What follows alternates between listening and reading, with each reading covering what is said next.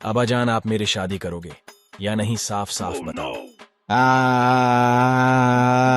साफ साफ। अब्बाजान, तो कोई इंस्टाग्राम रील नहीं बन रही है। इसका मतलब कि मेरे बेटा जवान हो चुका है और शादी करना चाहता है।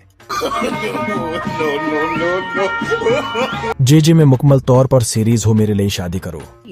बहुत तेज हो रहा है। रुक, तेरे को बता देती। अरे बेटा, इस उम्र में कहा तुमको मेरे शादी का ख्याल आया और तुम्हारी माँ भी नहीं मानेंगे।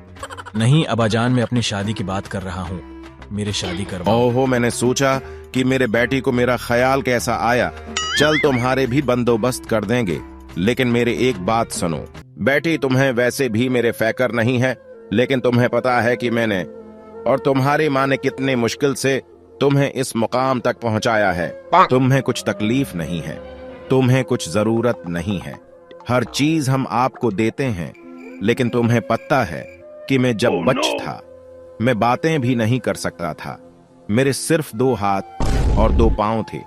पांव तो थे, लेकिन मैं उससे चल नहीं सकता था, क्योंकि मैं छोटा था, चलने के काबिल नहीं था। बस एक दिन मेरे पेरेंट और तुम्हारी दादा और दादी पकनक के लिए जा रही थी और मुझे भी साथ लेके गई। अब्बाजान, तुम तो कभी हमें देखने के लिए नहीं ले गई हो। अरे कम बख्त, थोड़ी बात तो सुनो।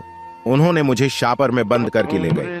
बस हम ऊपर जा रही थे, जब ऊपर चढ़ा गए तो शापर पहुंच गया और मैं नीचे गिर गया। मैं आगे गिर रहा था, मेरे अब्बा मुझे पकड़ने के लिए मेरे पीछे भाग रहा था। अब्बा, आप वहाँ पर बच गई या मर गई? नहीं है बेटा, मैं इस टाइम बहुत छोटा था, मुझे तो याद भी नहीं है। अब्बाजान, तुम इस बात को अधर गमा रही हो, मैं बोलूंगा नहीं। आप मेरे लिए दुल्हन लाओगे, वरना ऐसी कारनामा कर दूंगा कि आप भी याद रखोगे। मैं जा रहा हूँ। अब्बा, आपके लिए कुछ सिर दर्द लेकर लाऊंगा।